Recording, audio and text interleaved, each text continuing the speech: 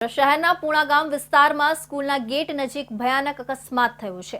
એક ફૂલ સ્પીડમાં દોડતી કાર અહીં વીજળીના થાંભલા સાથે જોરભેર અથડાઈ હતી। કારની ટક્કરના લીધે વીજળીના મજબૂત થાંભલા તૂટી પડ્યા હતા। બેફામ કાર ચાલક દ્વારા થયેલા અકસ્માતના આ સમગ્ર ઘટનાના સીસીટીવી ફૂટેજ સામે આવ્યા છે, જેમાં જોઈ શકાય છે કે ડ્રાઈવરે કાર પરથી કાબુ ગુમાવતા અકસ્માત થયો હતો। પ્રાપ્ત માહિતી અનુસાર પૂણાગામમાં સ્કૂલના ગેટ પાસે ઇલેક્ટ્રિકના થાંભલા સાથે કાર અથડાતા બે થાંભલા પડી ગયા હોવાની ઘટના સામે આવી છે। નંદનવન સોસાયટીની હરિઓમ સ્કૂલના ગેટ પાસે બનેલા બનાવની ઘટના સીસીટીવીમાં કેદ થઈ ગઈ હતી। ઘટના બાદ ડીજીવીસીએલના કર્મચારી તાત્કાલિક સ્થળ પર દોડી આવ્યા હતા।